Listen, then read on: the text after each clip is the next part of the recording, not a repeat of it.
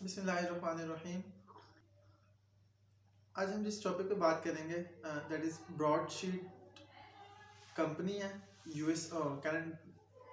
کے کی ایک کمپنی ہے. اس کا نیب کے ساتھ کوئی کانٹریکٹ ہے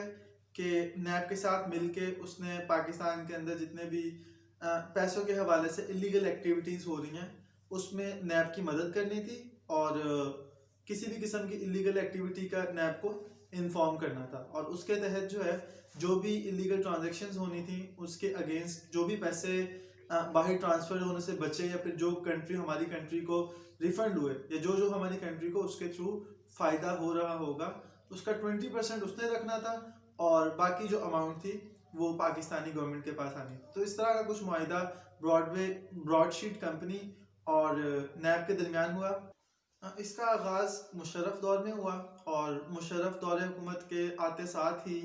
اس میں ان کے جو بھی اختلافات تھے وہ شروع ہو گئے. اب پہلا اختلاف ان کا مشرف دور کی حکومت میں آتے سب سے پہلے یہ ہوا کہ مشرف صاحب جو کہ ڈیفینیٹلی نون لیگ کے خلاف ہیں کیونکہ نون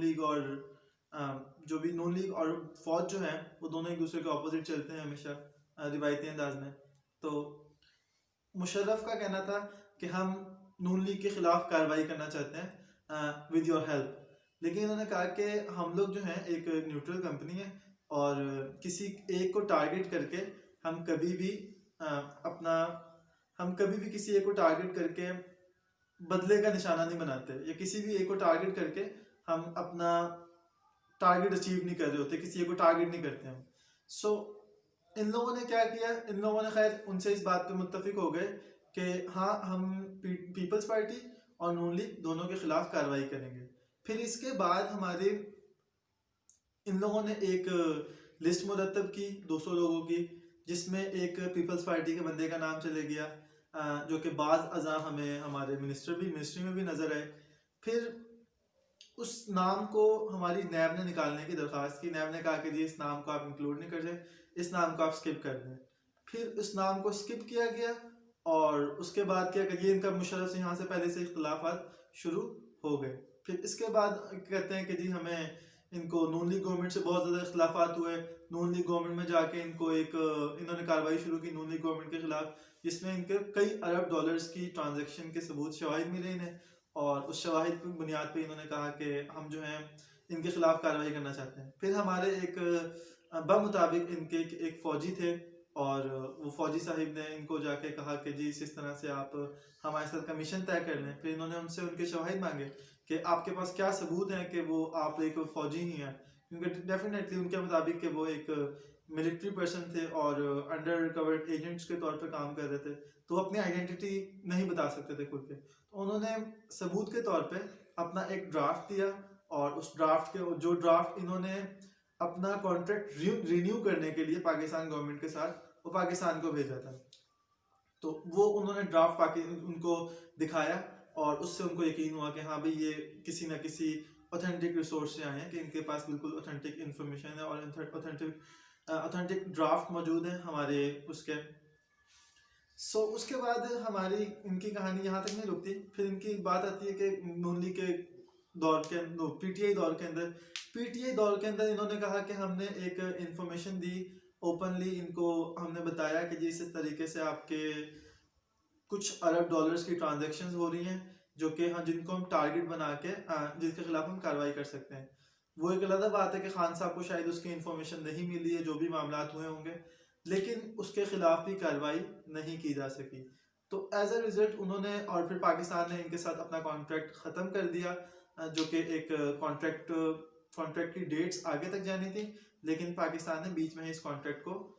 ٹرمینیٹ کر دیا. اس سے پاکستان کو نقصان یہ ہوا کہ انہوں نے پاکستان کے خلاف انٹرنیشنل عدالت میں ایک کیس دائر کر دیا جس کی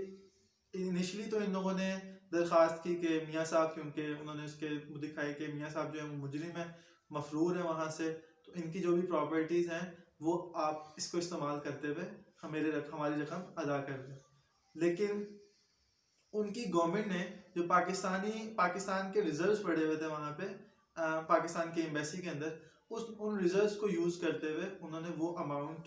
ان کو دی اور اس سے ان کے پیسے پورے کر دیے گئے. پھر اس کا فائدہ اب نون لیگ اس کے بیسک ایک اگر ہم اس کے آفٹر افیکٹس دیکھیں تو دونوں جو پارٹیز ہیں وہ دونوں اس چیز سے بہت زیادہ خوش ہیں. نون لیگ اور پی ٹی آئی دونوں اس پہ خوشی کا اظہار کر رہے تھے, اور پی ٹی آئی اس لیے کہ ان کا کہنا تھا کہ انہوں نے نون لیگ کو ایز اے مجرم کنسیڈر کیا, اور انٹرنیشنلی عدالت انہوں نے جو ہماری عدالت تھی اس کا جو بھی نتیجہ تھا وہ ان کے سامنے پیش کرتے ہوئے ان کو مجرم قرار دیا. جبکہ اگر ہم بات کریں نون لیگ کی تو نون لیگ نے کہا کہ ہماری جو بھی کہنے کہ ان کی پراپرٹیز ضبط کرنے کی درخواست انہوں نے کی لیکن وہ مسترد کر دی گئی, حالانکہ اس کا انکار انہوں نے خود بخود کر دیا. جو اس کا براڈ شیٹ کمپنی کے سی ای او تھے انہوں نے کہا کہ ہم نے اس چیز کو رکھنا تھا لیکن اس کے لیے ہمیں ثبوت کلیکٹ کرنے پڑنے تھے, اس تمام تر انفارمیشن چاہیے ہونی تھی. تو اس کے برعکس ان لوگوں نے جو ہماری جو انٹرنیشنل عدالت تھی انہوں نے اس پہ ڈائریکٹ فیصلہ یہ دیا کہ ہمارے پاس ان کے ریزروز موجود ہیں, اس کے اندر سے ہم آپ کے پیسے پورے کر دیں گے. سو فائنلی یہ اماؤنٹ پے کرنی پڑی پاکستانی گورنمنٹ کو, اور اس سے پاکستان کا مورائل بھی پاکستان کا مورائل انٹرنیشنل لیول پر بہت زیادہ ڈاؤن ہوا. اور at the end Broadsheet company کے سی ای او کا کہنا تھا کہ اگرچہ تمام تر انفارمیشن جو بھی ہوتی ہے عدالتی فیصلے یہ خفیہ رکھے جاتے ہیں یا اوپنلی اتنا زیادہ ڈسکس نہیں کرنے چاہیے, لیکن میں خان صاحب کو چیلنج کرتا ہوں کہ وہ یہ فیصلہ شو کریں اور سنائیں, اپنی عوام کے سامنے رکھیں تاکہ عوام کو حقائق سے آگاہی ہو اور جو بھی سچ ہے وہ ان تک پہنچ سکے.